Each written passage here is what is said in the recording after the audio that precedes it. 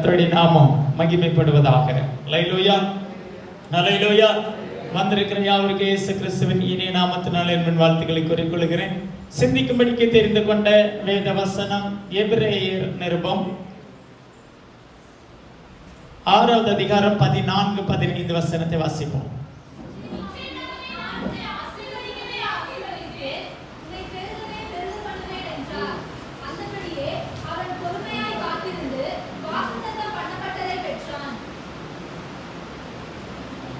நிச்சயமாகவே நான் உன்னை ஆசீர்வதித்து உன்னை பெருகவே பெருக பண்ணுவேன் என்றார். அந்தபடியே அவன் பொறுமையாய் காத்திருந்து வாக்குத்தத்தம் பண்ணப்பட்டதை பெற்றான் என்று எபிரேயர் நிருபத்தை எழுதின ஆக்கியோன் எழுதியிருக்கிறார். அல்லேலூயா. மற்ற எல்லா புஸ்தகங்களுக்கும் யார் எழுதினார்கள் என்பது தெளிவாய் சொல்லப்பட்டிருக்கிறது. இந்த எபிரேயர் நிருபத்தை எழுதின ஆக்கியோன் யார் என்பதை தெளிவுபடுத்தவில்லை. ஆனாலும் இங்கே அப்போஸ்தலனாகிய பவுல் எழுதியிருப்பார் என்று சொல்லப்பட்டிருக்கிறது. அப்போ ஒரு புஸ்தகத்தை இந்த இடத்துல தான் விசுவாசத்தின் பெருமை, விசுவாசத்தின் மேன்மை, விசுவாசம் என்றால் என்ன, விசுவாசத்தினால் வரக்கூடிய நன்மைகள், விசுவாசியாததினால் வரக்கூடிய போராட்டங்கள், விசுவாசியாமல் வரக்கூடிய நெருக்கங்கள், பாடுகள், இவைகளை குறித்து மிகவும் தெளிவாக சொல்லப்பட்டிருக்கிறது. அதில் முக்கியமாக நிச்சயமாக நான் உன்னை ஆசீர்வதித்து உன்னை பெருகவே பெருக பண்ணுவேன் என்று கர்த்தர் சொன்னார் என்பதை ஆணித்தரமாய் சொல்லப்பட்டிருக்கிறது. அல்லேலூயா, அல்லேலூயா. உபாகமத்தின் புஸ்தகம் 10வது அதிகாரம் 22 ஒருவர் வாசிக்கலாம். உன் பிதாக்கள் 70 பேராய் எகிப்துக்கு போனார்கள். இப்பொழுதோ உன் தேவனாகிய கர்த்தர் உன்னை திரட்சியிலே வானத்தின் நட்சத்திரங்களைப் போல் ஆக்கினார். அல்லேலூயா. அப்போ யோசேப்பின் நாட்களில் ஒரு பெரிய பஞ்சம் உண்டானது. யோசேப்பு எகிப்தில் இருக்கிறார். எகிப்தில் இருக்கிற அந்த காலகட்டத்தில் பஞ்சம் அதிகமாக இருக்கிறது. ஆட்கள் உணவுக்காக ஓடி அலைந்து கொண்டிருக்கிறார்கள். அந்த நாட்களிலே யோசேப்பின் சகோதரர்கள் உணவு பஞ்சத்தினால உணவுக்காக எகிப்துக்கு போகிறார்கள். எகிப்தில் நிறைய உணவுகள், தானியங்கள் இருக்கிறது, அதை பெற்றுக்கொள்ளலாம் என்று சொல்லி அங்கே போகிறார்கள். போனதுக்கு பின்பும் கூட தன்னுடைய சகோதரனை அவர்களால் கண்டுபிடிக்க முடியவில்லை. இவன் நம்முடைய சகோதரன் என்பது அவர்களுக்கு தெரியவில்லை. காரணம், அவன் எகிப்துக்கு போனதுக்கு பின்பு எகிப்தில் உள்ள எல்லா முறைமையின்படி தன்னை மாற்றிக்கொண்டான். ஆனால் பாவத்தை மட்டும் அவன் செய்வதற்கு தன்னை மாற்றிக்கொள்ளவில்லை. அல்லேலூயா, அல்லேலூயா. எகிப்தின் ராஜாவின் வீட்டில் இருக்கிறான். பார்வோனுடைய வீட்டில் இருக்கிறதுனால எகிப்தியர் என்னென்ன விதங்களிலே அவர்களை தங்களை அலங்கரித்துக் கொள்ளுவார்களோ, என்னென்ன உணவுகளை அவர்கள் உண்பார்களோ, எந்தெந்த விதங்களில் அவர்கள் செயல்படுவார்களோ, எந்தெந்த விதங்களில் சொத்துக்களை சேர்த்தார்களோ, எல்லாவற்றையும் அவன் கற்றுக்கொண்டான். ஆனால் அங்கே அவன் ஒன்னை மட்டும் அவன் கற்றுக்கொள்ளவில்லை. அங்கிருக்கிற பாவத்தை அவன் கற்றுக்கொள்ளவில்லை. அங்கே இருந்த பாவத்துக்கு தன்னை உடன்படுத்தப்படவில்லை. அங்கு இருந்த மக்களோடு கூட இசைந்திருந்தானே தவிர, ஆனால் அவன் தவறான பழக்க வழக்கங்களிலே அவன் இசைந்து போகவில்லை. கர்த்தரை சார்ந்திருந்தான். காரணம், கர்த்தர் தனக்கு கொடுத்ததான தரிசனத்தை சொப்பனத்தின் மூலமாய் வெளிப்படுத்தின அத்தனை காரியங்களையும் கர்த்தர் நிச்சயமாய் நடத்துவார் என்கிற அந்த விசுவாசம் அந்த யோசேப்புக்குள் இருந்தது. அல்லேலூயா. அந்த விசுவாசத்தை தான் கர்த்தர் கனப்படுத்தினார். ஏற்ற வேளையிலே பழிச்சொற்கள் வந்தாலும், போராட்டங்கள் வந்தாலும், நிந்தைகள் வந்தாலும், கட்டுகள் வந்தாலும், அவன் சிறைச்சாலையில் போடப்பட்டிருந்தாலும், அவனோடு கூட சிறைச்சாலையில் இருந்தவர்கள் மறந்து போயிருந்திருந்தாலும், அவன் ஆண்டவருக்காக நின்றதினாலே ஆண்டவர் அவனை திரும்பவும் உயர்த்தினார். அல்லேலூயா, அல்லேலூயா.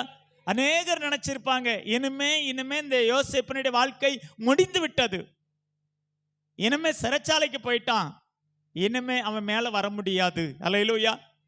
ஆனால் கர்த்தரை அவன் சார்ந்திருந்ததினால யாரு மறந்தாங்களோ அவர்களுக்கு திரும்ப ஞாபகப்படுத்தின ஆண்டவர், திரும்பவும் அவனை உயர்த்தின ஆண்டவர் நம்மளை மறந்து போன மக்களுக்கு மத்தியில நம்மை உயர்த்துகிற தெய்வமா இருக்கிறார், நம்மை உயர்த்தி ஆசீர்வதிக்கிற தெய்வமா இருக்கிறார். அல்லேலூயா. எபிரேயர் 6:13 வாசிப்போம். ஆபிரகாமுக்கு தேவன் வாக்குத்தத்தம் பண்ணின போது ஆணையிடும்படி தம்மிலும் பெரியவர் ஒருவரும் இல்லாதபடியினாலே தமது பேரிலே தானே ஆணையிட்டார். அல்லேலூயா. அவர் பேரிலே ஆணையிடுகிறார். காரணம் என்னன்னா, தன்னை காட்டிலும் பெரியவர் உலகத்தில் ஒருத்தரும் இல்லை என்பதை தேவன் அங்கே வெளிப்படுத்துகிறார். அல்லேலூயா. நம்ம மனிதர்கள் ஒருத்தரை காட்டிலும் ஒருத்தர் மேல இருக்கிறோம். அல்லேலூயா. கொஞ்சம் சொத்துக்களும் பணமும் நிறைய இருக்கிறவங்க சொத்து இல்லாதவர்களை, ஒன்றுமில்லாதவர்களை அற்பமா நினைக்கிறார்கள். ஒரு அதிகாரி உயர்ந்த இடத்துல இருக்கிற ஒரு மேனேஜர் அவங்க கையில் இருக்கிற பியூனை அற்பமா நினைக்கிறார். ஒரு ஸ்கூல்ல ஒர்க் பண்ற ஹச்எம் அவங்க கைக்குள்ள இருக்கிற ஒரு ஆரம்ப ஆசிரியரை அற்பமா நினைக்கிறார். அதே மாதிரி ஒரு டாக்டர் எடுத்துக்கொள்வோம்னா அங்க இருக்கிற கம்பவுண்டரை அற்பமா நினைக்கிறார். இப்படி பல விதங்களில் ஒவ்வொருவரும் தங்கள் தகுதிக்கு தகுந்தாற் போல் ஒருவர் இல்லை என்று சொன்னால் அவர்களை அற்பமாக நினைக்கிறார்கள், அவர்களை தூஷணமாக நினைக்கிறார்கள், அவர்களை விரும்புவதில்லை. அநேகருக்கு மத்தியில் அவர்களை அவமானப்படுத்துவதற்கு துணிந்து நிற்கிறார்கள். அல்லேலூயா. ஆனால் இங்கே ஆண்டவருடைய வசனத்தில் பார்க்கும்போது, ஆபிரகாமுக்கு தேவன் வாக்குத்தத்தம் பண்ணின போது ஆணையிடும்படிக்கு தன்னிலும் பெரியவர் ஒருவரும் இல்லாதபடியினாலே. அல்லேலூயா. உலகத்தில் தேவனுக்கு முன்பதாக எல்லா மனிதனும் குறைவுதான். அதே மாதிரி நம்முடைய கர்த்தருக்கு முன்பதாக எல்லா வல்லமைகளும் குறைவுதான். அல்லேலூயா. அதனாலதான் இயேசு கிறிஸ்துவின் நாமத்தினாலே போ என்று சொல்லி ஒரு பிசாசு பிடித்த ஒருத்தருக்கு ஜெபிக்கும் போது இயேசு கிறிஸ்துவின் நாமத்தினால போ என்று சொன்னால் அது நம்ம அதட்டின உடனே அது போகிறது. அதுக்கு காரணம் நமக்கு பயந்தல்ல, தேவனுடைய நாமத்துக்கு பயந்து. அல்லேலூயா. ஏன்னா வானத்தை பூமி படைத்த தேவன் இயேசு கிறிஸ்துவனுடைய பெயருக்கு முன்பதாக எந்த கிரியைகளும் மேற்கொள்ள முடியாது, அது மேன்மை அடைய முடியாது. அல்லேலூயா. ஆனா அங்க சொல்லப்பட்டிருக்கிறது, நான் பெருகவே பெருக பண்ணுவேன். ஆபிரகாமை பார்த்து சொல்லும்போது பெருகவே பெருக பண்ணுவேன் சொல்லி தன் மேலே ஆணையிடுகிறார். அல்லேலூயா. தன் மேலே ஆணையிடுவதற்கு காரணம் என்ன? நம்ம மேல ஆணையிட்டா அந்த காரியங்கள் பலிக்கலைன்னா அது நமக்கு கேடு உண்டாக்கும். அப்படிதானா? சில இடங்கள்ல பாருங்களேன், ஏதாவது ஒரு காரியத்தை உண்மைக்கு புறம்பான ஒரு காரியத்தை சொல்லும்போது மக்கள் சொல்லுவாங்க, உன் பிள்ளை மேல சத்தியம் பண்ணும்பாங்க, இல்லைன்னா உன் புருஷன் மேல சத்தியம் பண்ணும்பாங்க. ஏன் சொல்றாங்க? உண்மை இல்லாதவர்கள் அந்த காரியத்தை செய்ய மாட்டார்கள், செய்ய துணிய மாட்டார்கள். ஆனா வேதத்தில் சொல்லியிருக்கு, அதையும் துணிஞ்சு சில செய்தார்கள். அல்லேலூயா. வேதத்திலையும் செய்திருக்கிறாங்க, இன்றைக்கு நடைமுறையில் நிறைய பேர் செஞ்சிட்டு இருக்காங்க. காரணம் என்னன்னா, அவரவர்கள் செய்கிற தவறுகளுக்கு ஆண்டவர் உடனுக்குடன் பதில் கொடுக்காததுனால தான் நம்ம ரொம்ப துளிர் விட்டு நிறைய காரியங்களை நம்ம செஞ்சு போடுறோம். அல்லேலூயா. அல்லேலூயா. தேவன் உடனுக்குடனே பதிலை கொடுப்பாரே, ஆனால் தேவனுக்கு பயந்து தீமை செய்வதற்கு, தீமையான வார்த்தைகளை பேசுவதற்கு நம்ம என்ன செய்வோம்? யோசிப்போம். ஆனா இன்றைக்கு அப்படிப்பட்ட நிலைமைகள் அதிகமாய் காணப்படுகிறது. பிள்ளைகளை வெட்டி சாப்பிட்ட காலங்கள் இருந்திருக்கிறது. அல்லேலூயா. தன் சொந்த பிள்ளையை வெட்டி சமைத்து சாப்பிட்ட காலங்கள் பஞ்சம் இருந்தது. அந்த பஞ்ச காலம் அதிகமாக இருந்தது. ஆனால் அந்த பஞ்ச காலத்திலும் கர்த்தரை தேடுகிற அநேகர் இருந்தார்கள். கர்த்தரை தேடி அந்த பஞ்ச காலத்தில் வெற்றி பெற்றவர்களும் இருக்கிறார்கள். அல்லேலூயா.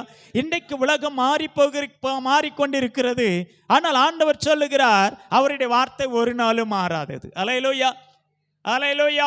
அவருடைய வார்த்தை ஒரு நாளும் மாறாதது. அவர் சொல்லுகிறார், நிச்சயமாகவே நான் உன்னை ஆசீர்வதித்து உன்னை பெருகவே பெருக பண்ணுவேன். அல்லேலூயா. அல்லேலூயா. ஆசீர்வாதம் வேற, பெருக பண்ணுவது வேற. அப்படி நிறைய பேர் வித்தியாசமா பேசுகிறார்கள். அல்லேலூயா. ஆசீர்வாதம் என்று சொன்னாலே ஒரு பகுதி பெருக பண்ணுவது. அல்லேலூயா. ஆசீர்வாதத்தின் ஒரு பகுதி பெருக பண்ணுவது. ஆசீர்வாதம் என்று சொன்னால் கிடைக்காதது கிடைக்க செய்கிற தேவன். அல்லேலூயா. நம்பினதை உறுதிப்படுத்துகிற தேவன். நம்முடைய வாழ்க்கையில எதெல்லாம் தேவை, எவைகளெல்லாம் நம்முடைய வாழ்க்கையில ஆசீர்வாதமா இருக்க வேண்டும், எதெல்லாம் நமக்கு சந்தோஷத்தை கொடுக்க வேண்டும் என்று சொல்லி கர்த்தர் விரும்புகிறாரோ அத்தனையும் ஆசீர்வாதத்திலே அடங்கும். அல்லேலூயா. எது நமக்கு நிம்மதியை தருமோ அத்தனை நிம்மதியான காரியத்தையும் ஆண்டவர் செய்வது நமக்கு ஆசீர்வாதத்தில் அது அடங்கும். அல்லேலூயா. அப்போ தேவன் சொல்லுகிறார், என் பேரிலே நான் ஆணையிட்டு சொல்லுகிறேன். காரணம், எனக்கு மிஞ்சினவர் உலகத்தில் ஒருத்தரும் இல்லை, அதனால நீ வேற யாரையும் நம்ப வேண்டாம், என்னுடைய சமூகத்தில் நின்று என்று சொல்லி ஆண்டவர் சொல்லுகிறார். அல்லேலூயா. அல்லேலூயா. ஆண்டவர் சொல்லும்போது அந்த வார்த்தையில் சில நேரங்களில் கர்த்தருடைய வார்த்தையை இப்படி சொல்லும்போது ஊழியக்காரர்கள் சொல்லிட்டு முடிப்பாங்க. நிச்சயமாகவே முடிவு உண்டு, நம்பிக்கை வீண் போகாது சொல்லி சொன்னோம். நான் உன்னை ஆசீர்வதிக்கவே ஆசீர்வதித்து சொல்றாங்கல்ல, இதை யூடியூப்ல சில பேர் எடுத்து இவர் பெரிய ஆளா, இவர் ஆண்டவரா, இவர் ஆசீர்வதிக்க முடியுமா, முன்னால சொல்லது கட் பண்ணி பின்னாலது சொல்லது கட் பண்ணி நடுவில் உள்ளது மட்டும் எடுத்து போட்டு பண்றாங்க. இது நிறைய பேருக்கு ரொம்ப பிடிக்குது. அல்லேலூயா. இது பிடிக்காது, இது பிடிக்கக்கூடாது. தேவனுடைய சத்தியத்தை, தேவ வார்த்தையை நம்பும்போது ஒரு வசனத்தில் ஒரு வார்த்தை புரியலைன்னா அந்த வசனத்தை முழுவதையும் 10 தடவை வாசிச்சு பார்த்தா அந்த வசனம் புரியும். அல்லேலூயா. ஒருவேளை அந்த வசனம் புரியலை அப்படின்னா அந்த அதிகாரத்தை ஒரு 4 தடவையாவது வாசிச்சு பார்த்துட்டா அந்த அதிகாரத்தில் வாசிக்கும் போது அதனுடைய அர்த்தம் புரியும். அல்லேலூயா.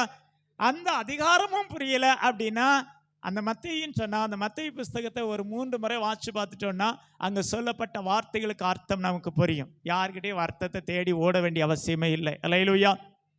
அல்லேலூயா. ஆனாலே தேவன் நமக்கு சொல்லுகிற ஒரு காரியம், நான் உன்னை பெருகவே பெருக பண்ணுவேன். எத்தனை பேருக்கு நம்பிக்கை இருக்கு? நிச்சயமா நம்ம பெருக பண்ணுகிற தேவன். அல்லேலூயா. அல்லேலூயா. 10வது மாதத்தில் நம்மை பெருக பண்ணுகிற ஒரு தெய்வமா இருக்கிறார். எசேக்கியேல் தீர்க்கதரிசியின் புஸ்தகம் 36வது அதிகாரம் 30வது வசனம். நீங்கள் இனிமேல் ஜாதிகளுக்குள்ளே பஞ்சத்தினால் உண்டாகும் நிந்தையை அடையாதபடிக்கு, நீங்கள் ஜாதிகளுக்குள்ளே பஞ்சத்தினால் வந்த நிந்தையை அடையாதபடிக்கு விருட்சத்தின் கனிகளையும் வயலின் பலன்களையும் பெருக பண்ணுவேன். அல்லேலூயா. எவைகளை மாற்றி அப்படின்னா நிந்தையை மாற்றி பெருக பண்ணுகிற தெய்வமா இருக்கிறார். அல்லேலூயா. ஆண்டவர் ஒரு காரியத்தை செய்வார் என்று சொன்னால், இப்போ எக்ஸாம்பிளா சொல்ல ஒரு செடியை கொண்டு நம்ம ஊன்றி வைக்கிறோம் அண்ணா, நட்டு வைக்கிறோம் என்று சொன்னா அப்படியே தூக்கி நம்ம வச்சுட்டு வர போறது இல்லை.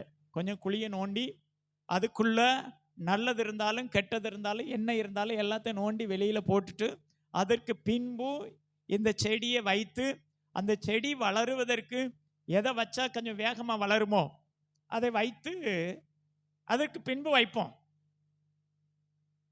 அது வேகமாக வளரணும்னு ஆசையில் தான் நம்ம வைக்கிறோம். சில மரங்கள் ரொம்ப வேகமாக வளர்ந்துடும், சில மரங்கள் கொஞ்சம் காலதாமதமாகும், சில மரங்கள் துளிர்த்து வருவது போல வந்துட்டு அப்படியே கருகி போயிடும். ஏன் அப்படி ஆகிறது அப்படின்னா, தேவையான தண்ணீரும் தேவையான ஈரமும் தேவையான வெயிலும் அதுக்கு இருக்கும்போது அது சரியான முறையில் அது வளர்ந்து பெருகும். அல்லேலூயா. அல்லேலூயா. எப்பொழுதும் தண்ணியே ஊற்றிக்கிட்டு இருந்தாலும் அந்த மரம் அழுகி போயிடும். எப்பொழுதும் வெயில் அதிகமாக இருந்தாலும் அது காய்ந்து கருகி போயிடும். அல்லேலூயா. எல்லாமே சம அளவு இருக்கணும், அதுதான் சபை. அல்லேலூயா. அல்லேலூயா. அப்போ இந்த இடத்துல சொல்லப்பட்டிருக்கிறது, நிந்தையை மாற்றி பெருக பண்ணுகிற தேவன். அல்லேலூயா.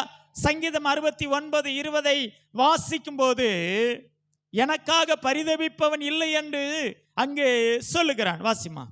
நிந்தை என் இருதயத்தை பிளந்தது, நான் மிகவும் வேதனைப்படுகிறேன். எனக்காக பரிதபிப்பவன் உண்டோ? அல்லேலூயா. நிந்தை அப்படின்னா நிறைய பேர் நினைக்கிறோம் வார்த்தைகளினால பேசுவதுதான் நிந்தை. அப்படி அல்ல. அல்லேலூயா. வார்த்தை மறைஞ்சிரும். இன்றைக்கு சொல்லப்படுகிற அந்த வார்த்தை, ஒரு மனிதன் இருக்கிறான், இன்னொரு மனுஷனுக்கு ஒரு காரியத்தை சொல்லுகிறான் அப்படின்னா, ஒரு கெட்ட வார்த்தை ஏதோ ஒன்று சொல்லுகிறான்னா குறிப்பிட்ட காலத்துக்கு பின்பு அதை மறைஞ்சு போயிடும். ஆனால் ஒரு மனிதனுடைய செயல்பாடுகள், செயல்பாடுகள் மறக்க முடியாது, அது மாறாது. அல்லேலூயா. காரணம் என்னன்னா, வார்த்தையினால் மௌனமா இருந்து, அதை ஊமையா இருந்து உள்குத்து வச்சுட்டான்னு சொல்லுவாங்க. அது மாதிரி ஊமையா இருந்து சிலரை காயப்படுத்துகிற மக்கள் அதிகமா இருக்கிறார்கள். அல்லேலூயா. அந்த ஊமையா இருந்து காயப்படுத்துகிறார்களே, அதுதான் நிந்திக்கிறதுக்கு அடையாளம். அல்லேலூயா. நம்ம நினைக்கிறோம் நம்ம செய்வதெல்லாம் சரிதான் என்று. அல்லேலூயா. இன்னொருவரை, என்னுடைய செயல், என்னுடைய பார்வை, என்னுடைய நடத்தை இன்னொருவரை வேதனைப்படுத்துமே ஆனால் நான் அவர்களை நிந்திக்கிறவர்களாய் மாறுகிறேன். அப்போ ஒருவனுடைய நிந்தையை மாற்றுவது கர்த்தரால் மாத்திரம்தான் முடியும். அல்லேலூயா. அங்கு சொல்லப்பட்டிருக்கிற, எனக்காக பரிதபிக்கிறதுக்கு ஆள் கிடையாது, நிந்தை என் இருதயத்தை பிளந்தது, அந்த அளவுக்கு நிந்திக்கப்பட்டேன். அல்லேலூயா. நம்ம கேட்க முடியாது. அல்லேலூயா. அல்லேலூயா. இன்றைக்கு மனிதர்கள் அப்படிதான். அது ஈரலை பிளக்கிற ஒரு அனுபவம். அது அடிக்கடி அந்த நபர்களை நினைக்கும் போது அது நமக்கு மனசு பெரிய பாரத்தை கொடுக்கும். இதுதான் நிந்தை. அல்லேலூயா. தாவீதை அதிகமாக நிந்தித்தார்கள். தாவீது நல்லதை செய்வதற்காக புறப்பட்டு போனான். நல்லது செய்வதற்காக புறப்பட்டு போனவன் திரும்பி வந்து பார்க்கும்போது அங்கே ஒண்ணுமே இல்லை. அவன் மட்டும் போகல, அவனோடு கூட ஒரு கூட்டம் போயிருந்தாங்க. எல்லா ஆண்களும் யுத்தத்துக்கு போனாங்க. எல்லாரும் தான் திரும்பி வராங்க. எல்லாருக்கும் திரும்பி வரும்போது அங்கே மக்கள் இல்லை, பெண்களும் இல்லை, பிள்ளைகளும் இல்லை, சிறைப்பிடித்து கொண்டு போய் விட்டார்கள். அதனால எல்லாரும் யோசனை பண்ணிட்டு இருக்கும்போது கடைசியில் அங்கே யோசனை பண்ணி அங்கே பிரச்சனை வந்து இங்கே பிரச்சனை வந்து கடைசியில் தாவீதை கல்லெறியும்படிக்கு புறப்பட்டார்கள் எல்லாரும். காரணம், நீ சொன்ன, அதனால தான் நாங்கள் வந்தோம். அல்லேலூயா. அல்லேலூயா. ஒரு பழமொழி சொல்லுவாங்க தெரியுமா, குருவி உட்கார பனம்பழம் விழுந்ததுன்னுட்டு. பனம்பழம் அந்த குறிப்பிட்ட அளவுக்கு பழுத்ததுக்கு பிறகு ஆட்டோமேட்டிக்காக அது விழுந்துடும். நல்ல பழுத்திருக்கிற ஒரு பனம்பழம் மேல இருந்து மரத்துல இருந்து கீழே விழும். ஆனா அந்த நேரமாத்து ஒரு குருவி போய் எதுக்கு போச்சுன்னு தெரியாது, அந்த இடத்துல போய் அதை உட்காரவும், இந்த பனம்பழம் விழுந்ததுனால இந்த குருவி தான் அந்த பனம்பழத்தை என்ன செஞ்சிச்சு, பறிச்சு போட்டுட்டுன்னு சொன்னாங்களாம். அது மாதிரி ஏதோ நடக்க, எப்படியோ நடக்க, யாரோ ஒருவரை குற்றம் சாட்டி யாரையாவது ஒருவரை காயப்படுத்துறதுல தான் மனிதர்கள் அதிகமாய் செயல்படுகிறதை பார்க்கிறோம். அல்லேலூயா. அப்போ இங்கே தாவீதுக்கு ரொம்ப வேதனையாச்சு. அவ தாவீது நினைக்கிறான், நான் என்ன குற்றம் பண்ணேன், நான் என்ன தப்பு பண்ணேன், ஏன் எல்லாரும் என்னை கல்லறிகிறார்கள், ஏன் என்னை கல்லறிய வருகிறார்கள் என்று சொல்லி அவன் தேவ சமூகத்துக்கு போனான். அல்லேலூயா. அல்லேலூயா. நிந்திக்கிறவர்களுக்காகவும் துன்பப்படுத்துகிறவர்களுக்காகவும் என்ன பண்ணணுமா? யார் சொன்னா சொல்லுங்க, யார் சொன்னா? நிந்திக்கிறவர்களுக்காகவும் துன்பப்படுத்துகிறவர்களுக்காகவும் ஜெபம் பண்ணுங்கன்னு சொல்லி எங்க சொன்னாரு?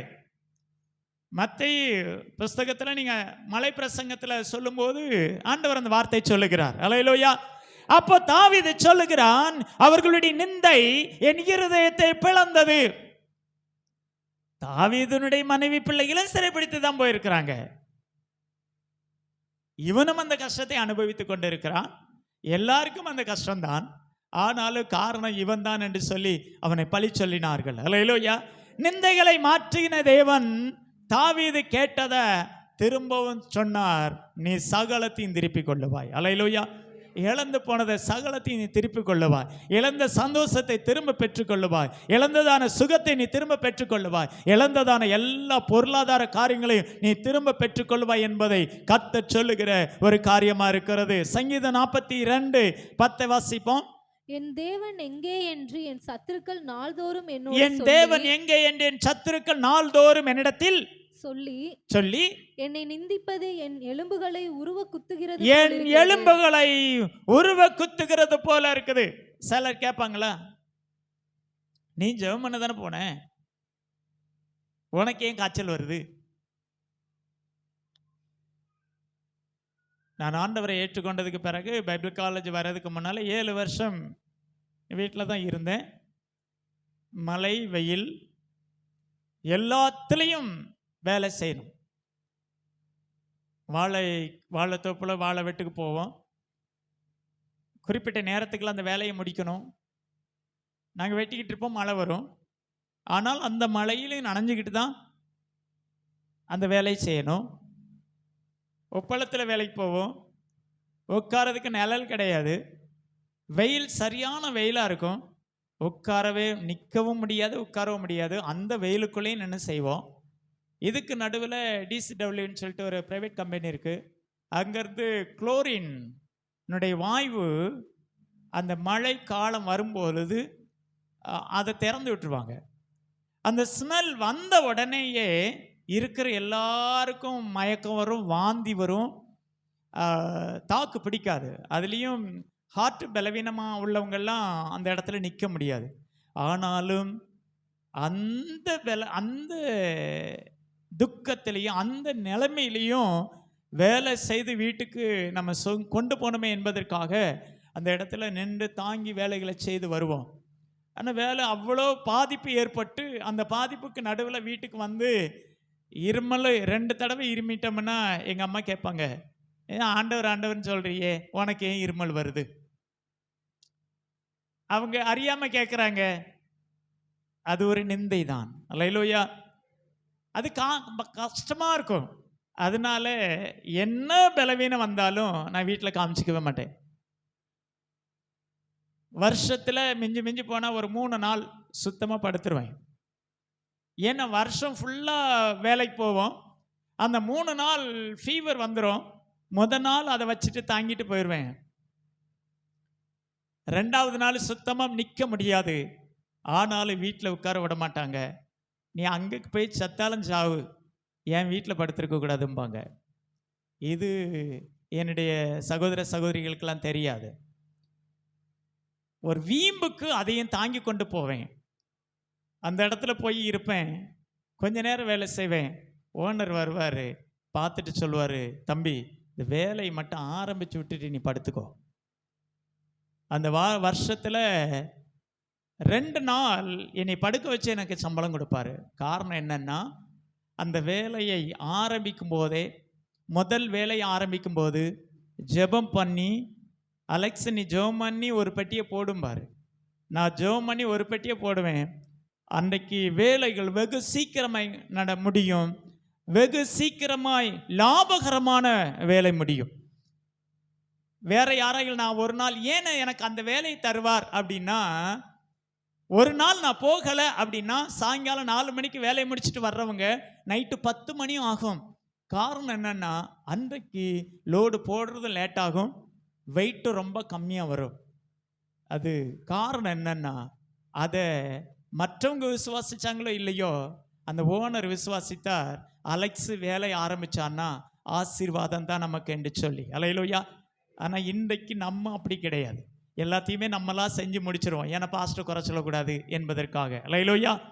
இல்லைன்னா ஏதாவது ஒன்றுன்னு நேராக பிடிங்கி கொண்டு சர்ச்சில் கொண்டு வந்து காமிச்சிட்டு, நீங்கள் ஜெபம் பண்ணி விட்டுட்டு போனீங்க, இது இப்படி ஆயிட்டு என்று சொல்லுவோம். நம்மகிட்ட எந்த தவறு இருந்தது என்பதை நம்ம யோசிக்கிறது கிடையாது. அல்லேலூயா. அப்போ இங்கே இவன் என்ன செய்கிறார்கள், இவனுடைய வேதனை எப்படியாகிலும் இந்த நிந்தை என்னை விட்டு மாற வேண்டும் என்று சொல்லி தாவீது தேவ சமூகத்தில் நின்றான். கர்த்தர் சகலத்தையும் திருப்பிக் கொள்ளக்கூடிய ஒரு கிருபை கொடுத்தார். இழந்து போனதெல்லாம் திரும்ப பெற்றுக்கொண்டான். அல்லேலூயா. 55வது சங்கீதம் 12வது வசனத்தை வாசிப்போம். என்னை நிந்தித்தவன் சத்துரு அல்ல, என்னை நிந்தித்தவன் சத்துரு அல்ல, அப்படி இருந்தால் சகிப்பேன். நான் அப்படி இருந்தால் சகிப்பேன். போதும்.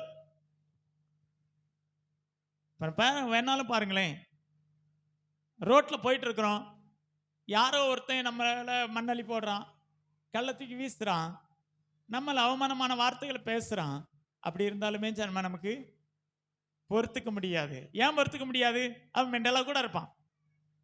அந்த ஆளு மெண்டலா இருப்பான், கெட்ட வார்த்தையா சொல்லி பேசுவான், எதையாவது தூக்கி வீசுவான். ஆனாலும் நமக்கு என்ன தோணும்னா, ஐயே இத்தனை பேருக்கு மத்தியில் அவ்வளோ பேர் போறாங்க, என்னைய மட்டும் எப்படி பேசுறானே என்கிற ஒரு கோபம் நமக்குள்ள வரும். ஆனா கூடவே இருந்து, கூடவே பழகி, கூடவே பிறந்து பெற்றெடுத்து வளர்த்த குடும்பத்தார் நம்மை நிந்திக்கும் போது அதுதான் உருவ குத்துவதற்கு அடையாளம். அல்லேலூயா.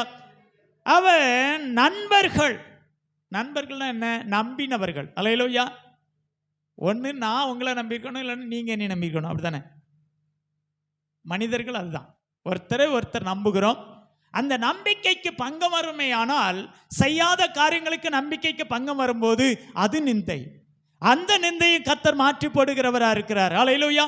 சங்கீதம் 68:35 வாசிப்போம். தேவனே, உமது பரிசுத்த ஸ்தலத்திலிருந்து பயங்கரமாய் விளங்குகிறீர். இஸ்ரவேலின் தேவன் தம்முடைய ஜனங்களுக்கு பலனையும் சத்துவத்தையும் பெருக பண்ணுகிறார். அல்லேலூயா. முதலாவது நிந்தையை மாற்றி பெருக பண்ணுகிற தெய்வமா இருக்கிறார். இரண்டாவதாக சத்துவத்தை பெருக பண்ணுகிறவர். அல்லேலூயா. பலனுக்கும் சத்துவத்துக்கும் என்ன வித்தியாசம்? பலன் என்பது ஏற்கனவே இருந்து புதிசா அதை உருவேற்படுத்துவது. ஏற்கனவே நம்மளால முடியும், செய்து பழகின ஒன்றை திரும்பவும் அதிகமாய் செய்கிறோம். அதான் முதல்ல ஒரு 10 கிலோவை நம்மளால தூக்க முடியுது. 10 கிலோ தூக்கிட்டோம். அடுத்து நம்ம மனசு சொல்லுது, 10 கிலோ தானே, இன்னும் 2 கிலோ சேர்த்து தூக்கு. ஒரு 2 கிலோ சேர்த்து தூக்கும் போது 12 கிலோ தூக்கிடுறோம். 12 கிலோ தூக்கினதுக்கு பிறகு 15 கிலோ தூக்கிடலாம் என்பது நமக்கு ஒரு தைரியம். இது பலன். அல்லேலூயா. சத்துவம் அப்படின்னா என்ன அர்த்தம் தெரியுமா? 1 கிலோ கூட என்னால தூக்க முடியாது, ஆனால் நான் 15 கிலோவை தூக்குவேன் என்கிற ஒரு நம்பிக்கையோடு கூட தைரியத்தை வரவழைத்து அந்த 15 கிலோவை தூக்குகிறோமே, இதுதான் சத்துவம். அல்லேலூயா. சத்துவத்தை பெருக பண்ணுகிறவர். முயற்சி பண்ணிட்டே முடியல, ஆனால் கர்த்தர் சொல்லுகிறார், இதுவரைக்கும் உன்னுடைய முயற்சி முடியாமல் போயிருந்திருக்கலாம், இனிமே எடுக்கிற உன்னுடைய முயற்சியை நான் ஆசீர்வதித்து உன்னை பெருக பண்ணுவேன் என்று சொல்லுகிற தேவன் நம்முடைய தேவன். அல்லேலூயா. ஏசாயா 40:29 வாசிப்போம். சோர்ந்து போகிறவனுக்கு அவர் பலன் கொடுத்து சத்துவம் இல்லாதவனுக்கு சத்துவத்தை பெருக பண்ணுகிற தேவன். அல்லேலூயா. அல்லேலூயா. சத்துவத்தை பெருக பண்ணுகிற தேவன். தேவன் பெருக பண்ணுகிற தெய்வமா இருக்கிறார். அல்லேலூயா. எலும்புகள் உலர்ந்து போய் கிடந்துச்சு. எசேக்கியேல் தீர்க்கதரிசி ஆண்டவர் தரிசனம் கொடுக்கிறார், கூட்டிட்டு போறாரு. எலும்புகள் நிறைந்த பள்ளத்தாக்கு பக்கத்தில் கொண்டு நிறுத்துகிறாரு.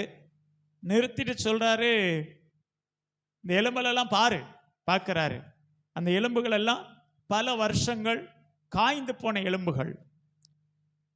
ஆங்காங்கே அரிப்பு ஏற்பட்டு குண்டும் குழியுமாய் இருக்கக்கூடிய எலும்புகள். அந்த எலும்பு கூட்டத்தை பார்த்து, அது கூட்டமாய் ஒரே இடத்திலும் இல்லை, ஆங்காங்கே கிடக்கிறது. இந்த எலும்புகள் எப்படி வந்தது அப்படின்னா, பாபிலோனியர்கள் இஸ்ரவேல் ஜனங்களை சிறைபிடித்து போகும்போது நிறைய ஆண்களை கொன்றுவிட்டு அழகிய பெண்களையும் அழகான குழந்தைகளையும் அவர்கள் கடத்தி சென்றார்கள்.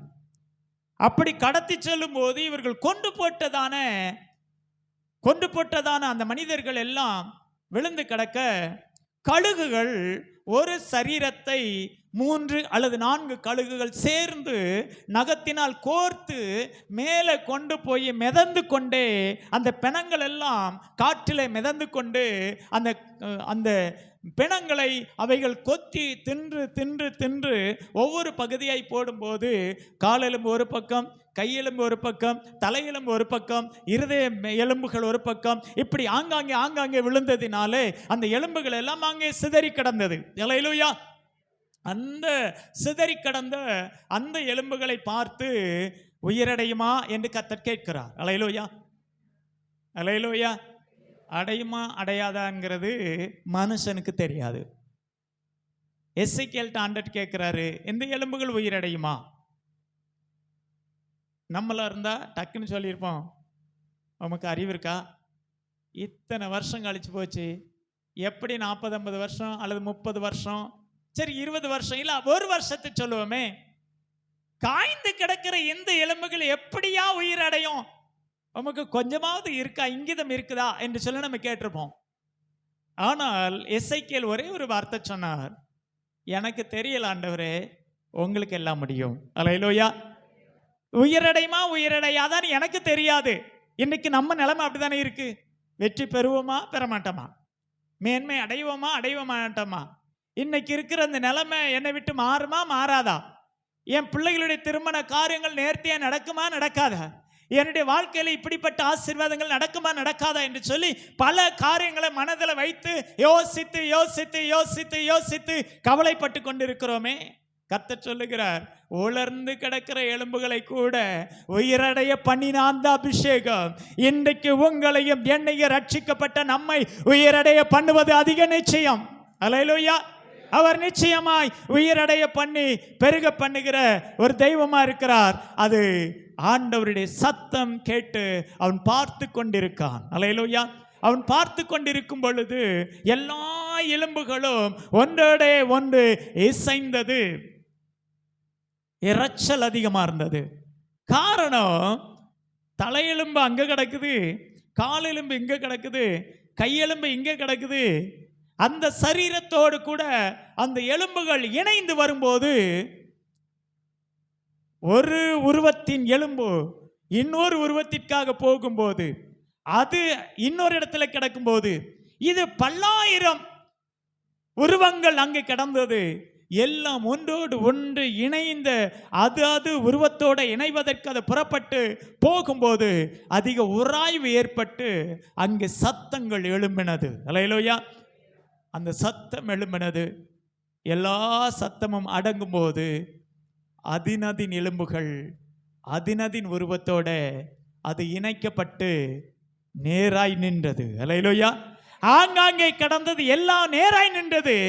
நேராய் நின்ற பொழுது ஆண்டவர் வார்த்தை சொன்னார், அது நரம்புகள் உண்டாகி அந்த எலும்புகளை இணைத்தது. அல்லேலூயா. நரம்புகள் உருவாகி எலும்புகளை இணைத்த பின்பு அதன் மேல் தசை வந்தது. தசையினால் மூடப்பட்ட போது தோலினால் மூடப்பட்டது. தோலினால் மூடப்பட்ட போது தேவனுடைய ஆவி அதற்குள் இறங்கினது. அந்த இறந்து போன எல்லா எலும்புகளும் முழு மனிதனாய், தனித்தனி மனிதனாய் அது எழும்பி நின்றது. தேவனை துதிக்க ஆரம்பித்தது. தேவனுக்காக அவர்கள் எழும்பி பிரகாசித்தார்கள். இதைத்தான் ஆண்டவர் எசேக்கியேலுக்கு தரிசனமாய் சொல்லிட்டு சொன்னார், காலம் வரும், இஸ்ரவேலர் எல்லாம் சிறையிருப்பில் இருந்து திரும்பி வருவார்கள். என்னுடைய சமூகத்தில், என்னுடைய ராஜ்யத்தில், என்னுடைய சமூகத்தில் ஆராதிக்க அவர்கள் புறப்பட்டு வருவார்கள் என்று சொல்லி ஆண்டவர் சொல்லி அவனை பலப்படுத்தினார். ஜனங்களுக்கு சத்துவத்தை கொடுத்து பெருக பண்ணுகிறவராக இருக்கிறார். அல்லேலூயா. மூன்றாவதாக வெளிப்படுத்தின விசேஷம், லேவியராகமம் 25வது அதிகாரம் 21 வாசிப்போம். நான் 6ஆம் வருஷத்தில் உங்களுக்கு ஆசீர்வாதத்தை அனுக்கிரகம் பண்ணுவேன். அது உங்களுக்கு 3 வருஷத்தின் பலனை தரும். 6ஆம் வருஷத்துல பலனை கொடுப்பேன். அது 3 வருஷத்தின் பலனை தரும். அல்லேலூயா. அல்லேலூயா. அதனுடைய அர்த்தம் என்ன தெரியுமா? ஒரு வயல் நிலம் இருக்கிறது. அந்த வருஷத்துல 6 வருடங்கள் விவசாயம் செய்துவிட்டு 7வது வருஷம் முழுவதும் அந்த வயலுக்கு ரெஸ்ட் கொடுக்கணும். அல்லேலூயா. அல்லேலூயா. அல்லேலூயா. அல்லேலூயா. 6 வருஷம் வயலுக்கு விளைச்சலுக்காக உழுது பராமரித்து நாற்று நட்டு அதிலுடைய பலனை அனுபவிக்கலாம். 7வது வருஷத்தில், அந்த 7வது வருஷம் முழுவதிலும் ஜனவரி 1 எடுத்துக்கிட்டோம்னா அடுத்த ஜனவரி 1 வரைக்கும் உழவு போடக்கூடாது. அல்லேலூயா. அதைத்தான் ஆண்டவர் சொன்னார். சனிக்கிழமை இரவுக்கு பிறகு ஞாயிற்றுக்கிழமை இரவு வரைக்கும் சமைக்கக்கூடாது. ஆனால் நம்ம அப்படி செய்கிறோமா? ஞாயிற்றுக்கிழமை தான் முழுசாக சமைக்கிறோம். அல்லேலூயா. மற்ற நாளெல்லாம் சமைக்கிறதில்லை. உடனே பாஸ்டர் சொல்லிட்டாரு, இது இப்படி சொல்லிவிட்டாருன்னு நினைக்கக்கூடாது. அல்லேலூயா. வேதம் அப்படித்தான் சொல்லுகிறது. அதை தான் இன்னைக்கும் 7th டே சபையில் இருக்கிறவங்க அதை இன்னைக்கும் கடைப்பிடிக்கிறாங்க. அவங்க 7ஆம் நாள் அவங்க ஒன்றே அந்த உபதேசத்தை பிரச்சனையில் ஒன்றே மட்டும்தான் அவங்க மாற்றிக்கிறாங்க. 7வது நாள் அவங்க வெள்ளிக்கிழமை இரவு சமைச்சு வச்சிருவாங்க. சனிக்கிழமை காலையில் எழுந்து குளித்து ஆராதனைக்கு போய் கர்த்தரை ஆராதித்து விட்டு வருவார்கள். அதற்கு பின்பு வேதத்தை தியானிப்பார்கள், தேவனுக்காக நிற்பார்கள். அடுத்த நாளில் என்னென்ன கர்த்தருக்காக நம்ம செய்ய வேண்டும் என்கிற பிளான் பண்ணுவார்கள். அதற்கு பின்பு பார்த்துட்டிங்கன்னா சனிக்கிழமை இரவு 10 மணிக்கு பிறகுதான் அவர்கள் உணவு உண்பார்கள். நீங்க 7th டே மக்கள் எடுத்துக்கிட்டீங்கன்னா, நம்ம விசுவாசத்தில் வளர்ந்திருக்கோம் நம்ம சொல்றோம்.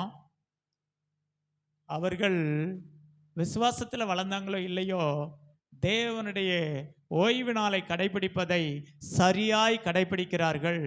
அவங்கள எந்த குடும்பமும் தாழ்மையில் இருக்கிறத பார்க்கவே முடியாது. நீங்க 7th டே மக்களை பாருங்க, அவங்களுடைய தோற்றத்திலும் செழிப்பா இருப்பாங்க, பொருளாதாரத்திலும் செழிப்பா இருங்க, அவங்க வாழ்கிற இடம் செழிப்பாயிரும். காரணம் என்னன்னா, அவங்க மற்ற காரியங்களை கடைபிடிக்கிறார்களோ இல்லையோ, கர்த்தரை தொழுது கொள்வதையும் கர்த்தருக்கு கொடுக்க வேண்டிய அந்த நாளையும் சரியாய் கடைபிடிக்கிறார்கள். இன்றைக்கு வரைக்கும் அப்படி நடந்து கொண்டிருக்கிறது. லேவியராகமும் யாத்திராகமும் உபாகமத்தில் ஆண்டவர் சொன்னது அதுதான். உன் சொந்த பேச்சை பேசாமலும் சொந்த வேலையை செய்யாமலும் கர்த்தரை பேசு, கர்த்தருடைய வேதத்தை பேசி கர்த்தருக்காக நிற்கணும். அல்லேலூயா. நீங்களும் நானும் அதை செஞ்சிட்டோமானால் இங்க இருந்து கர்த்தரை மட்டும் பேசுகிற வார்த்தை மட்டும்தான் வரும். அல்லேலூயா, அல்லேலூயா. நம்ம செய்வதற்கு தவறு செய்யும் போது, நம்ம செய்வதை விட்டுவிடும் போது, எங்க இருந்து உங்களை சரிப்படுத்துவதற்காக சில வார்த்தைகள் புறப்பட்டு வர வேண்டியது அவசியமாக இருக்கிறது. அதனால தான் வருகிறது. அல்லேலூயா, அல்லேலூயா. பலனை பெருக பண்ணுகிற தெய்வமா இருக்கிறார். ஈசாக்கு எடுத்துக்கொள்வோமையானால் அவனை குறித்து சொல்லப்பட்டிருக்கிறது, பஞ்ச காலத்திலே விதை விதைத்தான். எங்க விதை விதைத்தான்? பஞ்ச காலத்தில் விதை விதைத்தான். பஞ்ச காலத்தில் விதை விதைத்து அங்க தண்ணி இல்லை, மழை இல்லை, அதுக்கு தகுந்த இயற்கையின் காரியங்கள் இல்லை. ஆனாலும் அதில் 100 மடங்கு பலன் வந்தது. காரணம், அவன் கர்த்தரை நம்பி விதைத்தான். அல்லேலூயா. கர்த்தரை நம்பி விதைத்தான். ஆண்டவர் எனக்கு இந்த காரியத்தை செய்வார் என்கிற நம்பிக்கையோடு நம்ம செய்ய வேண்டும், தேவனுக்காக எதை செய்தாலும். அல்லேலூயா, அல்லேலூயா, அல்லேலூயா. இதை தசம பாகத்தில் கொண்டு வருவார்கள். இருக்கோ இல்லையோ கர்த்தருக்கு கொடுப்பதை சரியாய் கொடுக்கும்போது ஏற்ற வேளையில் கர்த்தர் கண்டிப்பாய் நம்மை உயர்த்துகிற தெய்வமா இருக்கிறார். அல்லேலூயா, அல்லேலூயா, அல்லேலூயா. நம்ம எல்லாத்தையும் செஞ்சுட்டு கடைசி நேரத்தில் பார்க்கும்போது இவ்வளோதான் இருக்குது, இதில் எப்படி நான் தசமபாகம் கொடுக்கறது, எப்படி செய்கிறது, இது செஞ்சுட்டா இந்த கடனை எப்படி கொடுக்கறது. அல்லேலூயா. நாம் சில காரியங்களை தியாகம் செய்யும்போது அந்த தியாகத்துக்கு கர்த்தர் பலன் கொடுக்கிறவராக இருக்கிறார். அல்லேலூயா, அல்லேலூயா, அல்லேலூயா. சில பேர் என்கிட்ட கேட்பாங்க, இங்கே ஏஜி ஸ்தாபனத்தில் இருக்கீங்க, உங்களுக்கு மாதம் ஒரு 40,000 ரூபாய் சம்பளம் வருமா? அல்லேலூயா. எனக்கு 40,000 ரூபாய் சம்பளம் வந்ததுன்னு வச்சுக்கோங்களேன், நீங்கள் கொடுக்குற தசமபாகத்தையும் காணிக்கையில் 10 பைசா நான் எடுக்க மாட்டேன். ஏன் தெரியுமா? இந்த சர்ச்சு இப்படி இருந்திருக்காது, எங்கேயோ போயிருக்கோம். அல்லேலூயா, அல்லேலூயா. பேர் பெத்த பேருன்னு ஒரு பழமொழி சொல்லுவாங்க. அது மாதிரி இந்தியா முழுவதிலும் இருக்கிறது அசம்பிளிஸ் ஆஃப் காட் ஸ்தாபனம். ஆனால் ஊழியங்கள் ஆரம்பிக்கும் போதே அவங்க சொல்றது, பைபிள் காலேஜில் முடிச்சு வரும்போது எங்களுக்கு சொல்றது அதுதான், நீ கர்த்தரை சார்ந்து தான் இருக்கிற, ஊழியத்தை சார்ந்திருக்கல, ஸ்தாபனம் சார்ந்திருக்கல, விசுவாசி சார்ந்திருக்கல, யாருமே சார்ந்திருக்கல, கர்த்தரை மட்டும் சார்ந்திருக்கிற.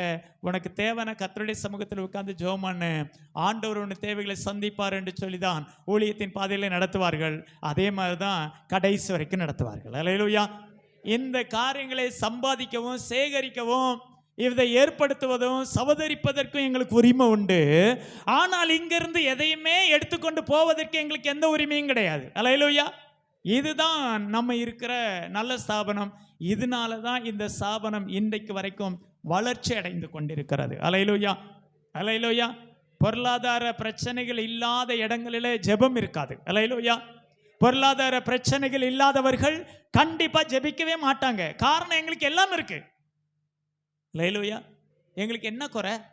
நாங்கள் ஜெபிக்கிறது எல்லாமே எங்களுக்கு கிடைக்குது. ஜெபம் பண்ணாமலே சில நேரங்களில் சொல்லிடுறோம். ஆனால் அது ஏன் அப்படி என்று சொல்லி நமக்கு தெரியல. ஆனால் இங்கே சொல்லப்பட்டு இருக்கிறது, ஈசாக்கு 100 மடங்கு பலன் பெற்றான். அல்லேலூயா, அல்லேலூயா. எப்போ? பஞ்ச காலத்தில் விதை விதைத்து. மழை பெஞ்சா மட்டும்தான் நம்ம ஏரியாவில் விதை விதைப்போம், அப்படிதானா? ஸ்தோத்திரம், அல்லேலூயா. இங்கே தான் பார்க்குறேன், நாற்று நட்டு கதிர் அறுப்பதற்கு முன்பதாகவே, கதிர் விளைஞ்சி கதிர் அறுப்பதற்கு முன்பதாகவே இன்னொரு இடத்துல நாற்று போட்டு கொண்டு வந்து அது பம்செட் வச்சிருக்கிறவங்கள ரெஸ்ட் இல்லாமல் வயலுக்கு பண்ணிக்கிட்டே இருக்காங்க. அல்லேலூயா. பம்செட் வச்சிருந்தாலும் சரி, மழையை நம்பி இருந்தாலும் சரி, வயலுக்கு ரெஸ்ட் கொடுக்காம அந்த வயல் நல்ல பலனை கொடுக்காது. அல்லேலூயா, அல்லேலூயா, அல்லேலூயா. இந்த உரம் கொண்டு போடுவாங்க. அந்த உரம் செதற அப்படியே பல மாதங்கள் கிடக்கும். அந்த பல மாதங்கள் கிடக்கும்போது அந்த உரத்தினுடைய சத்தெல்லாம் அந்த பூமிக்குள்ளே போயிடும்.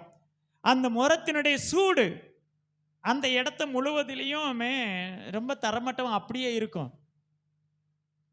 அதை நல்லா கொத்தி விடாம, அதில் அந்த இடத்துல நல்ல உழவு இல்லாமல் அதில் நம்ம நாற்று நட்டு வைப்போமே ஆனால், நம்ம நட்டிருக்கிற நாற்று எல்லா இடத்துலையும் நல்லா வளரும். அந்த குறிப்பிட்ட இடத்துல மட்டும் அப்படியே அழுகுனது மாதிரி இருக்கும். ஏன் தெரியுமா? அந்த இடம் ரெஸ்ட் இல்லாததுனால, அந்த இடத்துல வேறு விட முடியாததுனால அந்த பயிரானது அப்படி ஆயிரும். அது என்ன செய்வார்கள்னா, அந்த இடத்துல மட்டும் வேற இடங்கள்ல இந்த நாத்து கொண்டு வந்து கூட நடுவாங்க. ஏன் அது சொல்லுறது? எங்க ஊர் பக்கமெல்லாம் முன்னால 6 மாத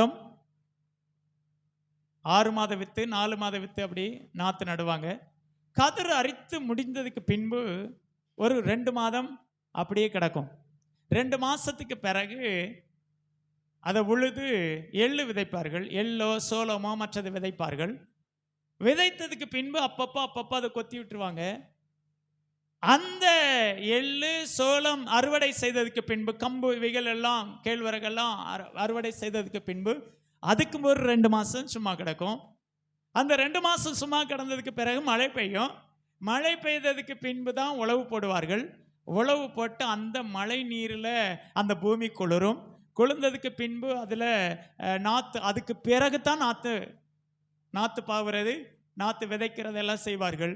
பார்த்துட்டிங்கன்னா இப்போ போடுற உரங்கள் அந்த நாட்களில் கிடையாது. அடி உரம் மட்டும்தான். மிஞ்சி போனால் அந்த பூச்சி விழாததுக்கு ஒரு சின்ன மருந்து தெளிப்பார்கள், அவ்வளோதான். பார்த்துட்டிங்கன்னா நல்ல பலன் கிடைக்கும். ஏன் பலன் கிடைக்குது அப்படின்னா, அதுக்கு இடம் கொடுக்கணும், அதுக்கு ரெஸ்ட் கொடுக்கணும். பூமிக்கு ரெஸ்ட் கொடுக்க இந்த 2 மாசத்தினுடைய ரெஸ்ட்டை அடுத்த 4 மாசத்துல நல்ல பலனை கொடுக்கும். அல்லேலூயா. நாம ரெஸ்டே கொடுக்கல அப்படின்னா பலன் கிடைக்காது. அது பலன் குறுகி போய்விடும். அல்லேலூயா, அல்லேலூயா. ஆனால் 100 மடங்கு பலன் கொடுத்தது ஈசாக்கு.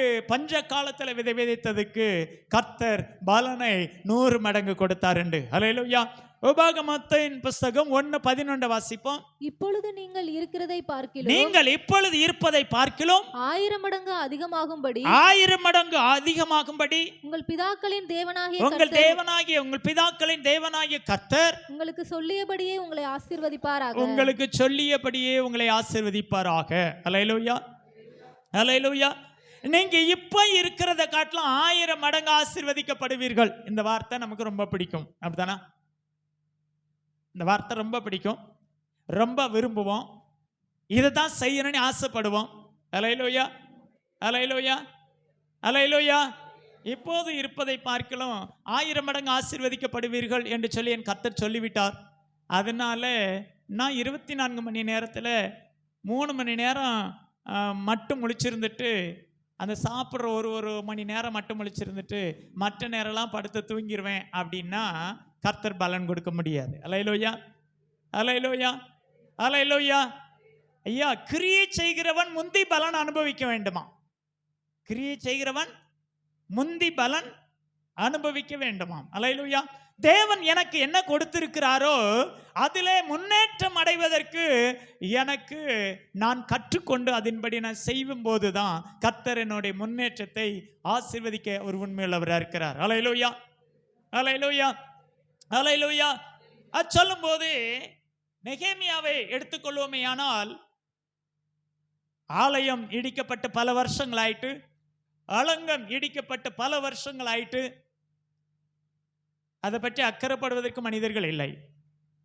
ஐயோ இவ்வளவு நாளா நான் சொன்ன மாதிரி நான் அடிக்கடி தேவாலயத்துக்கு போவேனே, நான் போய் ஜெபித்து வருவேனே என்று சொல்லி வேதவசனம் சொல்லுகிறது அல்லவா? அது மாதிரி நல்லா ஜெபிக்க தெரிந்தவர்கள், நன்றாக தேவனுக்காக உபவாசிக்க தெரிந்தவர்கள், தெரியாதவர்களை சொல்லல, தெரிந்தவர்கள் இன்றைக்கு நம்ம என்ன செய்து கொண்டிருக்கிறோம் அப்படின்னா, ஏதோ ஒரு காரணத்தை சொல்லிட்டு உபவாசிக்கிறது இல்லை.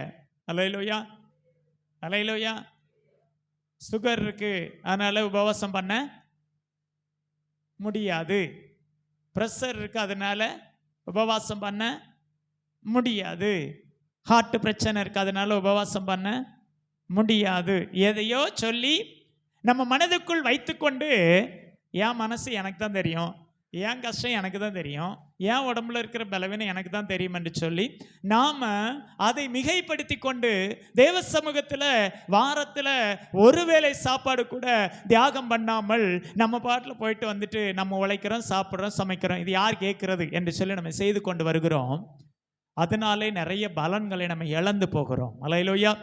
ஆனால் உபவாசிக்கும் போது உபவாசத்தை கனப்படுத்துகிற தேவன் நமக்கு பலன் கொடுக்கிறவரா இருக்கிறார். அல்லேலூயா. நெகேமியா அலங்கத்தை கட்டுவதற்கும் பிரயாசப்பட்டான். பிரயாசப்பட அவனோடு கூட சின்ன கூட்டமே அவனுக்கு ஆதரவு கொடுத்துச்சு. அல்லேலூயா, அல்லேலூயா. பெருங்கூட்டம் ஆதரவு கொடுத்ததுன்னு சொல்லல, சின்ன கூட்டம் தான் அவனுக்கு ஆதரவு கொடுத்தது. அந்த சின்ன கூட்டம் அவனுக்கு ஆதரவு கொடுக்கும் போது அவன் தைரியமாய் செய்ய ஆரம்பித்தான். அந்த வேலைகளை செய்ய ஆரம்பிக்கும் போது எத்தனை நாள் அது கட்டி முடிக்கப்பட்டுச்சு? ஆலயம் 52 நாளிலே அந்த ஆலயம் கட்டி முடிக்கப்பட்டு பிரதிஷ்டை பண்ணப்பட்டார்கள். 53வது நாளில் பிரதிஷ்டை நடக்கிறது. அந்த பிரதிஷ்டை நடக்கும்போது அங்கே வந்தவங்க எல்லாருக்கும் ஒரு பெரிய சந்தோஷம். அந்த சந்தோஷத்தினால நிறைய பேர் அழுதார்கள் என்று சொல்லப்பட்டிருக்கு. அந்த நெகேமியா பிரயாசப்படும் போது நிந்தித்தவர்கள் பாதி பேர், கேவலப்படுத்தினவர்கள் பாதி பேர், குற்றம் சொன்னவர்கள் பாதி பேர், எல்லாத்தையும் தாங்கிக் கொள்ள ஒரு சிறு கூட்டம் நாங்க இருக்கோம், பயப்படாதீங்க. அல்லேலூயா. ஒரு ஆலயம் வளர்ந்து வருவதற்கு பெரிய கூட்டம் ஊழியக்காரருக்கு ஆதரவா இருக்கணும்னு அவசியம் இல்லை. அல்லேலூயா. ஒரு 4 பேர் தைரியத்தை சொல்லுவதற்கு இருந்தாலே அந்த ஆலயம் வளரும். அல்லேலூயா, அல்லேலூயா. வந்ததை தின்னுட்டு வெதி வந்த சாகணுங்கிறது அல்லது கிறிஸ்தவ வாழ்க்கை.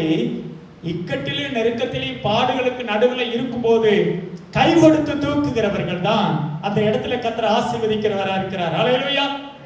அப்போ 1 ராஜாக்களின் புத்தகம் 17வது அதிகாரம் 13 இருந்து 16 வரைக்கும் வாசிப்போம். அப்பொழுது எலியா அவளை பார்த்து, பயப்படாதே, நீ போய் உன் வார்த்தையின்படி ஆயத்தப்படுத்து. ஆனாலும் முதலில் அதிலே எனக்கு ஒரு சிறிய அடையை பண்ணி என்னிடத்தில் கொண்டு வா. பின்பு உனக்கும் உன் குமாரனுக்கும் பண்ணலாம்.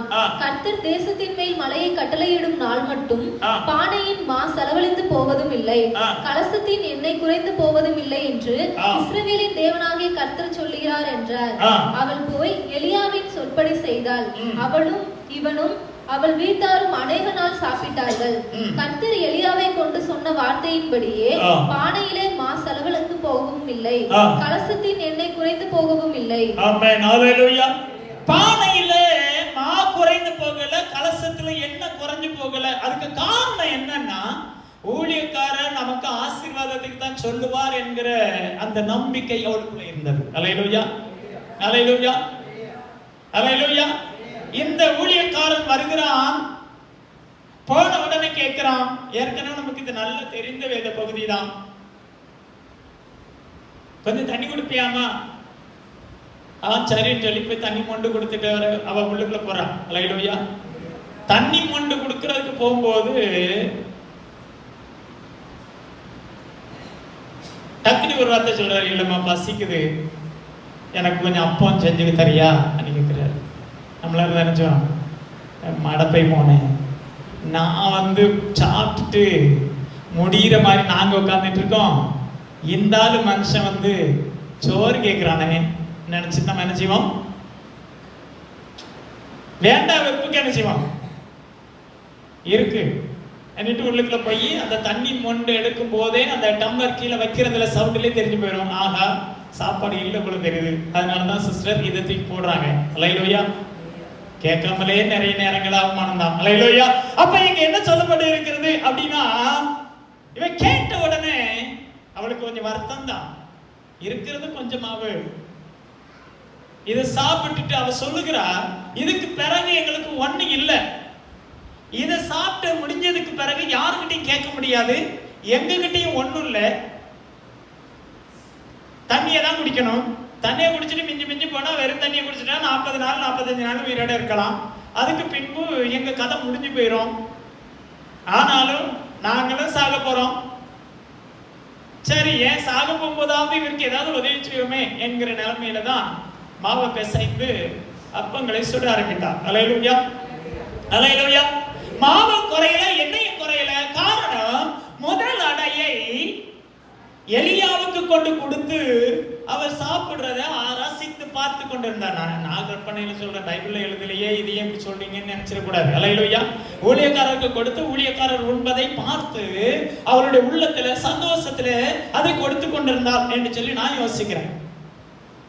சாப்பிட்டு முடிக்கும் முன்னால எலியாவுக்கு முதல்ல கொடுத்து சாப்பிட்டு முடித்து திரும்ப போய் அவன் மாவை எடுத்து பையனுக்கும் தனக்கும் ஏற்பாடு பண்ணும்போது அந்த மாவானது பெருகி கொண்டே இருக்கிறது. ஒரு நாள் அல்ல, 2 நாள் அல்ல, 3.5 வருடம் அந்த மாவு பெருகி கொண்டே இருந்தது. அல்லேலூயா. அல்லேலூயா.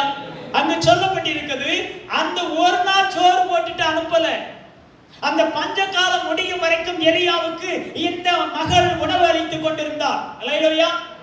அல்லேலூயா. இந்த 3 வருஷத்துல எத்தனை முறை எலியா லேட்டா வந்திருப்பாரு, எத்தனை முறை ஏமா அன்னைக்கு சப்பாத்தி நல்லா இல்லமான்னு இருந்திருப்பாரு, எத்தனை முறை இது குருமா நல்லா இல்லம்மா, இந்த தாளிச்சா நல்லா இல்லம்மா, அதனால என்ன எப்படி கறிவிட்ட நிலை சொல்லியிருப்பாரு. அப்படித்தானே? யோ சும்மா கிடையா, ஐயோ பாவம் நீ வந்த, உனக்கு ஒரு அடைய செஞ்சு கொடுத்தேன், நீ ஆசீர்வதித்து ஜெபம் பண்ண உடனே மாவு பெருகிட்டு வருது பெருமையிலையும் திமிர்லையும் பேசிவிடாத, இஷ்டம் தான் தின்னு, இல்லைன்னா போயிட்டே இருக்குன்னு சொல்லிடுவோம் நம்ம. அல்லேலூயா. அவ எல்லாவற்றையும் கொடுத்தா 3.5 வருடம் அவருடைய மாவும் எண்ணெயும் குறையல. அதுல சொல்லப்பட்டிருக்கு, அவளும் அவனும் அவள் பிள்ளையும் உண்டார். அல்லேலூயா. அல்லேலூயா. அல்லேலூயா. முதல் அடை, அதுதான் தசம பாகம். முதல்ல எடுத்து கர்த்தருக்கு கொடு. அல்லேலூயா. மனதார கர்த்தருக்கு கொடுத்தா தைரியமா நம்முடைய லைஃப் ஆனது விருத்தி அடையும். அல்லேலூயா. எங்கே நம்ம குறைவதற்கு கொடுத்து மனதார கொடுக்காம வருத்தத்தோடு கொடுத்தா பிரயோஜனம் இல்லைன்னு வசனம் சொல்லுது, நான் சொல்லலை. அல்லேலூயா. அல்லேலூயா. வருத்தத்தோடு அல்ல, விசனமாயும் அல்ல. வசனம் என்ன சொல்லுது? வருத்தத்தோடையும் கொடுக்காதீங்க, விசனமாயும் கொடுக்காதீங்க. என்னத்தை நம்ம கொடுத்தாலும் நம்மளை எடுத்து பேசத்தான் செய்வாரு, கொடுக்கலனாலும் பேசத்தான் செய்வாரு. வழி இல்லை, இந்த மனுஷனுக்கு நம்ம கொடுக்காம யாரு கொடுப்பா? நாங்க கொடுக்காமல நீங்க வாழ முடியும் அப்படி எல்லாம் மைண்டு, அதுதான் விசனம். அல்லேலூயா. வருத்தம் என்ன? எண்ணத்தை கொடுத்தாலும் இந்த அழுத்திட்ட தான் செய்வான், இவனுக்கு கொடுத்துட்டு பிரயோஜனமே இல்லை, இதுதான் வருத்தம். அல்லேலூயா. கர்த்தருக்கு கொடுக்கிறோமே தவிர ஊழியக்காரனுக்காக கொடுக்கிறோம் என்கிற மனது என்னைக்கு வருகிறதோ அங்கே ஆசீர்வாதம் நமக்கு குறைவு. அல்லேலூயா. அப்ப இங்க சொல்லப்பட்டிருக்கிறது, கொஞ்சம் பெருக செய்த ஆண்டவர், கொஞ்சத்திலே அதிகமாய் பெருக பண்ணின ஆண்டவர் இன்றைக்கும் அவர் பெருக பண்ணுகிறவராய் இருக்கிறார். அல்லேலூயா. நான் ஆண்டவரை ஏற்றுக்கொண்டதுக்கு பின்பு சர்ச்சுக்கு போனேன். நான் சர்ச்சுக்கு போக ஆரம்பிச்ச உடனே எங்க அம்மா சொன்னாங்க, இவ்வளவு நாளா தான் ஆண்டவரும் இல்லாம ஒன்றும் இல்லாம இருந்த, இப்போ ஒழுங்கா சர்ச்சுக்கு போய்கிட்டு இருக்க, நீ சிஎஸ்ஐ முறைப்படி ஞானஸ்நானம் எடுத்துறனாலயா நாங்க. எனக்கு நம்ம ஆவிக்குரிய ஞானஸ்நானம் எடுப்பதாப்பா எனக்கு விவரங்கள் தெரியாது, அதனால ஞானஸ்நானம் எடுக்கணும் என்பது தெரியாது, மூழ்கிதான் ஞானஸ்நானம் எடுக்கணும் என்பது எனக்கு தெரியாது. உடனே எல்லாரும் என்ன பண்ணாங்க, எனக்கு சிஎஸ்ஐல ஞானஸ்நானம் கொடுக்கறதுக்கு ஏற்பாடு பண்ணி, எங்க அம்மாவுடைய சொந்தக்காரங்க, எனக்கு சித்தி வேணும், சிஎஸ்ஐல ஆர்சில வந்து ஞானத்தாய் ஞானத்தகப்பன் அப்படி சொல்லுவாங்க. அப்ப எங்க அம்மாவுடைய சொந்தக்காரங்க, எனக்கு சித்தி வேணும். எங்க அம்மா சொன்னாங்க, என் பிள்ளைய நீ தலை தட்டுக்கிறியா அண்ணாங்க. எங்க சித்தியும் சரி நான் தலை தட்டுக்கிறேன், என் பிள்ளை தானே. தலை தொடுதல் அப்படின்னா என்ன அர்த்தம் தெரியுமா? ஞானஸ்நானம் எடுக்கும்போது ஞானத்தாய் ஞானத்தகப்பன்னா அந்த பிள்ளைங்களுடைய ஆவிக்குரிய வாழ்க்கையில, உலக பிரகாரமான வாழ்க்கையில, அந்த பிள்ளைகளுடைய முன்னேற்றத்துல, அந்த பிள்ளைகள் ஆசீர்வாதங்களை பெற்றுக்கொள்ள, அந்த பிள்ளைகள் திருமணங்கள், அந்த பிள்ளைகளுக்கு குழந்தைகள் பிறக்கும் போது அந்த பிள்ளைகளுடைய காலம், அதாவது நமக்கு முன்பாக அந்த பிள்ளைகளுடைய காலம் முடியுமே ஆனால் ஒரு தாயின் தகப்பனை அந்த பிள்ளைக்கு என்ன செய்யணுமோ அத்தனை செய்வதுதான் தலை தொடுவது. இன்னைக்கு அன்னைக்கு மட்டும் வந்து கூட வந்து பேசாம நின்றுட்டு அதுக்கு பிறகு அன்னைக்கு மட்டும் நெத்தில ஒரு சிலுவையை போட்டுக்கிட்டு அதுக்கு பிறகு போயிருக்குங்க. அல்லேலூயா. அது அல்ல, நம்ம சர்ச்சில் ஒரு குழந்தை இருக்குன்னா அந்த குழந்தைக்கு அதை பராமரிக்கிறது எல்லாமே நம்ம மேல உள்ள பொறுப்பு. நம்ம ஒரு குழந்தை பிரதிஷ்டை பண்ணுகிறோம் சொன்னா அந்த பிள்ளைக்கு ஞான தாய் ஞான தகப்பனா இருக்கிறது, ஆவிக்குரிய தகப்பனும் தாயுமா இருக்கிறது நம்ம எல்லாரும். நாம தான் என்ன செய்யணும், அந்த பிள்ளைகளுடைய வளர்ச்சியில, அந்த பிள்ளைகளுடைய மேன்மையில சந்தோஷப்படணும், உதவி செய்யணும், அதுங்களுக்கு முடிந்த வரைக்கும் அதை கண்காணிக்கணும். அல்லேலூயா, அல்லேலூயா. என்னைய தலை தொட்ட எங்க சித்தி எங்க அம்மா சொன்னாங்க, நீ ஆராதனை முடிஞ்ச உடனே நீ போ சித்திட்டு போய் ஆசீர்வாதம் வாங்கிட்டு வா. நம்ம ரட்சிக்கப்பட்டாச்சு, ஞானஸ்நானம் எடுத்தாச்சு, ஆனாலும் வயசுல மூத்தவங்க, அவங்க சிலுவையில நெத்தியில சிலுவை போட்டா நல்லா இருக்குமே என்று சொல்லி போனேன். எங்க சித்தி தோசை சுட்டிட்டு இருந்தது. போனேன், ஐயா வா நினைச்சு போனேன்னு சொல்லி, இன்னைக்கு என்கிட்ட காசே இல்லையா, இன்னொரு நாள் வா, என்ன தோசை தரேன் சாப்பிட்டுப்போம். எனக்கு நம்ம எதுக்கு போனோம், சரி சித்திக்கு வந்துட்டேன். அதுக்கு பிறகு இன்னைக்கு வரைக்கும் நான் போகலை. ஆனா நான் இப்போ ஊருக்கு போனேன்னா ஓடி வந்து என் கையை பிடிச்சிக்கிட்டு அப்படியே கண்ணத்தை தடவிக்கிட்டு என் பிள்ளை வந்துட்டான் சொல்லி பேசுவாங்க. எதுக்கு அப்படின்னா, மனிதர்கள் பணத்துக்காகவோ பொருளுக்காகவோ ஒரு மனிதரை மதிக்க கூடாது. அல்லேலூயா. தேவனுடைய கிருபைக்கு ஒருத்தரை மதிக்கணும். அல்லேலூயா. அதுதான் நல்லது. நிறைய நேரங்களிலே விசுவாசிக்கு பங்கியது உடனே நம்ம நினைக்கிறோம், விசுவாசி கல்யாணம் பண்ணுவதுதான் பங்கியதுன்னு சொல்லப்பட்டிருக்கு. அப்படி இல்லை. அல்லேலூயா. விசுவாசிக்கும் பங்கு ஏதுன்னா என்ன அர்த்தம் தெரியுமா? இன்னொருத்தங்க வீட்டுல போய் மணிக்கணக்கில் அவிசுவாசி வீட்டுல நம்ம பேசிக்கிட்டு இருக்க கூடாது. பேசுறது தப்பு கிடையாது. 4 வார்த்தை பேசிட்டோம்னா அந்த 4 வார்த்தையில தப்பு கிடையாது. 40 வார்த்தை பேசும்போது 30 வார்த்தை சரியான வார்த்தை இருக்கும், மீதி உள்ள 10 வார்த்தை அவங்களுக்கு பிடிக்காத ஒருத்தரை பேசுற மாதிரி இருக்கும், அல்லது நமக்கு பிடிக்காத ஒருத்தரை பேசுற மாதிரி இருக்கும். நம்ம பேசிக்கிட்டு வந்துருவோம். மனசார சொல்றேன், அப்படி பேசிட்டு வீட்டுக்கு வந்ததுக்கு பிறகு உண்மையான விசுவாசியா இருந்தா மனசுல நிம்மதி இருக்காது. உண்மையான கிறிஸ்தவனா இருந்தா மனசுல நிம்மதி இருக்காது. ஏன் நிம்மதி இருக்காது? ஐயோ அவங்க பண்ணது தப்புதான், ஆனாலும் நம்ம இன்னொருத்தங்க கிட்ட அவங்கள குறை சொல்லியிருக்கோமே சொல்லி மனசுல என்ன இருக்காது, நிம்மதி இருக்காது. நிம்மதி இல்லாத ஒரு காரியத்தை செய்யறதுக்கு பதிலா நம்ம பாட்டுல அந்த இன்னொரு ஆள்கிட்ட உட்கார்ந்து மணிக்கணக்கில் பேசுறத தேவ சமூகத்துல கொஞ்ச நேரம் உட்கார்ந்து ஜெபம் பண்ணலாமே. அல்லேலூயா, அல்லேலூயா, அல்லேலூயா. நிறைய பேர் வருவாங்க, நிறைய பேர் பழகுவாங்க. நாங்க சங்கமல்லி என்கிற ஒரு இடத்துல இருந்தோம். கிட்டத்தட்ட 28 குடும்பம் அந்த இடத்துல இருந்துச்சு. மெஸ்ஸிக்கு எல்லா வீட்லயும் சாப்பாடு கொடுப்பாங்க, எல்லாரும் அவளை தூக்கிட்டு போவாங்க. ஆனா சிஸ்டர் ஒரு நாளும் அடுத்தவங்க வீட்டு போய் உட்கார மாட்டாங்க. ஏன் உட்கார மாட்டாங்க? நம்ம ரட்சிக்கப்பட்டவர்களுக்கும் மற்றவர்களுக்கும் நிறைய வித்தியாசம் இருக்கு. அதே நேரத்துக்கு எங்க வீட்டு பக்கத்துல உள்ள பிள்ளைங்க சின்ன பிள்ளைங்க தான். அந்த 2 பிள்ளைகளும் எப்பவுமே எங்க வீட்டுல தான் கிடக்கும்.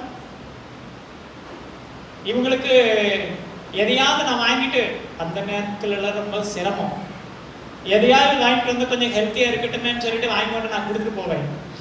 நான் போயிட்டு வர்றதுக்கு 2 மணி நேரத்துக்குள்ள எல்லாம் காலியாயிரும். காரணம் என்னன்னா, அந்த 2 பிள்ளைகளையும் கூப்பிட்டு, அந்த பிள்ளைகள் 3 பிள்ளைகள், 2 தம்பி மாதிரி ஒரு பாப்பா, இந்த 3 பிள்ளைகளையும் கூப்பிட்டு எல்லாத்தையும் கொடுத்துக்கிட்டு இவங்க சும்மா இருப்பாங்க. நான் கேட்பேன், நான் இந்த வறுமையிலையும் இந்த வருத்தத்திலையும் ஒண்ணுமே இல்லாத சூழ்நிலையில மாசம் 600 500 காணிக்க வருது, இதுக்குள்ள நான் உனக்கு வாங்கி கொடுத்து போறேன், இப்படி கொடுத்துட்டு போறேன், இப்படி கொடுக்குறீங்க, எனக்கு அதுல விருப்பம் இல்லை. இல்லையா?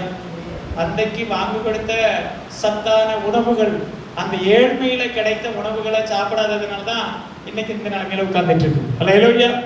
ஏன் அதை நான் சொல்லுகிறேன் அப்படின்னா, கொஞ்சத்தை பெருக பண்ணுவது நம்முடைய தேவன். மனிதர்களுக்கு முக்கியத்துவம் கொடுப்பதை காட்டிலும், மனுஷங்களுக்கு முக்கியத்துவம் கொடுக்க கூடாதுன்னு சொல்லல, அவங்க அந்தந்த ஸ்தானத்துல வச்சு மரியாதை கொடுக்கணும். அல்லேலூயா, அல்லேலூயா. மரியாதை கொடுக்க கூடாத நபர்களுக்கு மரியாதை கொடுத்தாலும் தப்பு. மரியாதை கொடுக்க வேண்டியவர்களுக்கு மரியாதை கொடுக்காமல் உதாசீனப்படுத்தினாலும் தப்பு. அது ரெண்டுமே பாவம். அல்லேலூயா. நிறைய நேரங்களிலே உறவுகளில வார்த்தைகளை பேசும் போதும் யோசிக்காமல் பேசுகிறோம், அது தப்பு. யோசித்து பேசி அதிலையும் தவறு காணப்பட்டால் அதுக்காக மனம் வருந்துகிற மனுஷன் தான் உண்மையான மனிதன். அல்லேலூயா, அல்லேலூயா. அப்ப கொஞ்சத்தை பெருக பண்ணி அவருடைய வாழ்க்கையில ஆசீர்வாதத்தை கர்த்தர் கொடுத்து மகிமைப்படுத்தின தெய்வமா இருக்கிறார். அல்லேலூயா. சகரியா 11வது அதிகாரம் 7வது வசனத்தை வாசிப்போம். கொலையுங்கிற மந்தையாகிய சிறுமைப்பட்ட உங்களை நான் மேய்ப்பேன். சிறுமைப்பட்ட உங்களை மேய்ப்பேன்.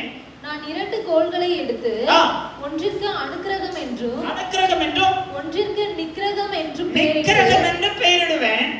வாசிமா. நிக்கிரகம் என்று பெயரிட்டு மந்தையை மேய்த்து ஒரே மாதத்திலே 3 மேய்ப்பரையும் அதம் பண்ணினேன். அப்போது அல்லேலூயா.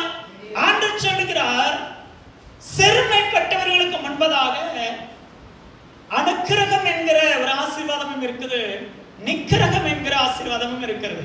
அனுக்கிரகம் என்றால் ஆசீர்வாதம், நிக்கிரகம் என்றால் சாபம், நம்முடைய பழக்கத்தின்படி. அல்லேலூயா.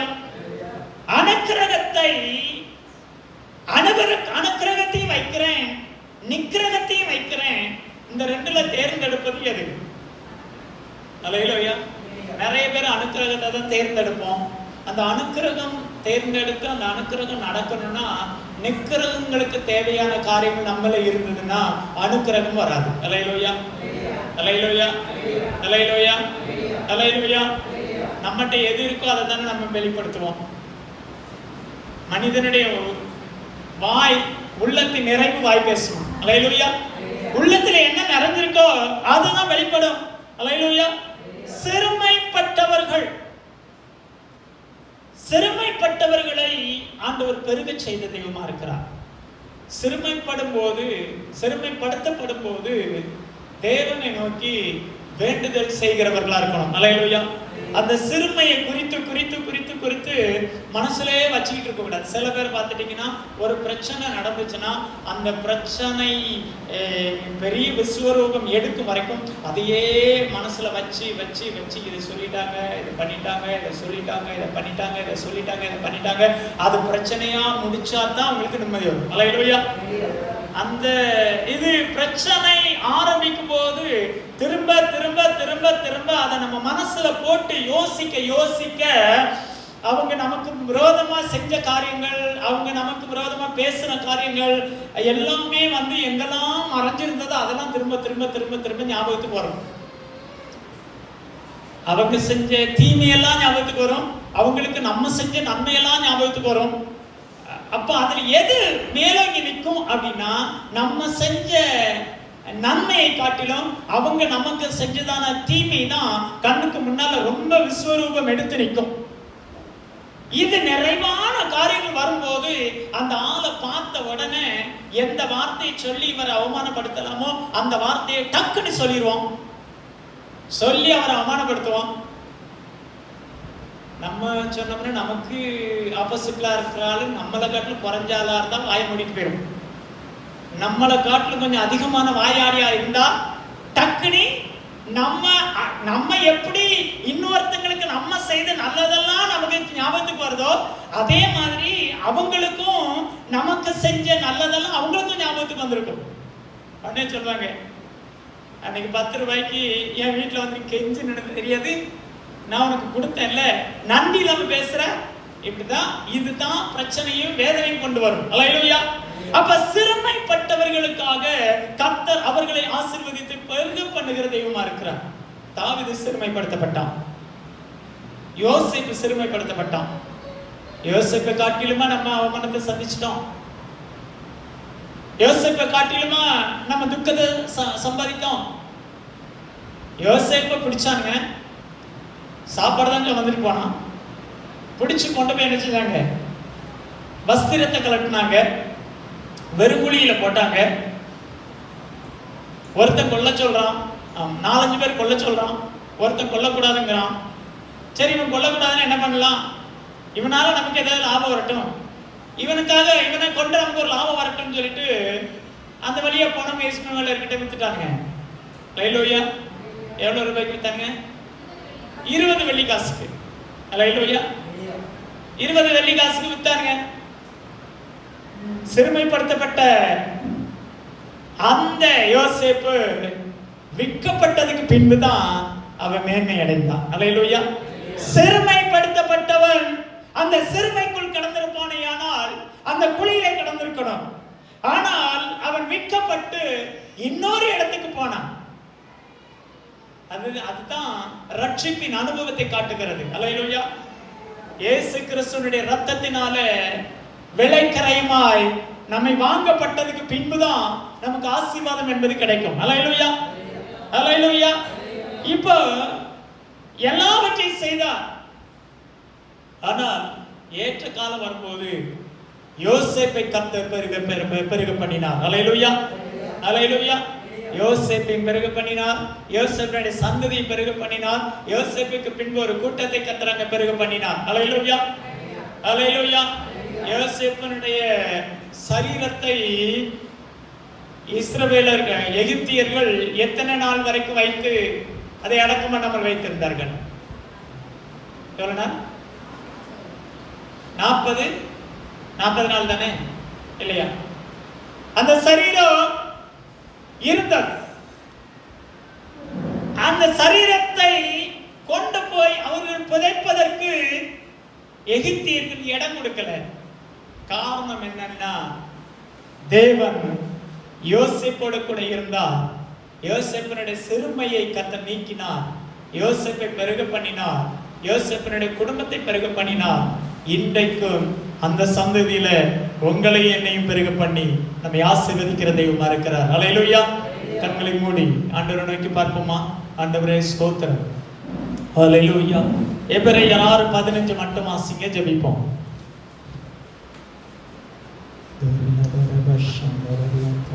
நிச்சயமாகவே நான் உன்னை ஆசீர்வதிக்கவே ஆசீர்வதித்து, நிச்சயமாகவே உன்னை நான் ஆசீர்வதிக்கவே ஆசீர்வதித்து, உன்னை பெருகவே பெருக பண்ணுவேன் என்றார். பெருகவே பெருக பண்ணுவேன் என்று சொன்னார். ஹல்லேலூயா. அவர் பெருக பண்ணின தேவன். அந்தபடியே அவன் பொறுமையாய் காத்திருந்து வாக்குத்தத்தம் பண்ணப்பட்டதை அவன் பெற்றான் என்று சொல்லப்பட்டிருக்கிறது. தேவன் கொடுத்த அந்த வாக்குத்தத்த வார்த்தைகளை பொறுமையாய் கேட்டு, பொறுமையாய் சந்தித்து, பொறுமையாய் சகித்து, பொறுமையாய் காத்திருந்து செபித்து நன்மைகளை பெற்றுக் கொள்ளுவோம். கர்த்தர் நிந்தைகளை மாற்றி பெருக பண்ணுகிறவரா இருக்கிறார். சத்துவத்தை பெருக பண்ணுகிறவரா இருக்கிறார். பலனை பெருக பண்ணுகிறவரா இருக்கிறார். கொஞ்சத்தை பெருக பண்ணுகிறவரா இருக்கிறார். சிறுமைப்பட்ட நிலைமை மாற்றி பெருக பண்ணுகிறவரா இருக்கிறார். கண்களை மூடி ஆண்டவரை நோக்கி பார்ப்போம். ஆண்டவரே, நீர் மாத்திர இந்த வார்த்தைகளை எங்களை ஆசீர்வதித்து தந்து மேன்மையாய் நடத்துவீராக. ஆபிரகாமின் விசுவாசத்தை கனப்படுத்தி பெற்றுக்கொள்ள செய்தது போல நாங்களும் பெற்றுக்கொள்ள எங்களுக்கு கிருபை தந்து வழி நடத்தும். இயேசு கிறிஸ்துவின் நாமத்தில் ஜெபிக்கிறோம் பிதாவே, ஆமென். ஹல்லேலூயா. எப்பொழுது கர்த்தருடைய பந்திக்கு ஆயத்தமாக ஜெபத்தோடு கூட வரிசையை காத்திருப்போம். ஹல்லேலூயா, ஹல்லேலூயா, ஹல்லேலூயா, ஹல்லேலூயா, ஹல்லேலூயா.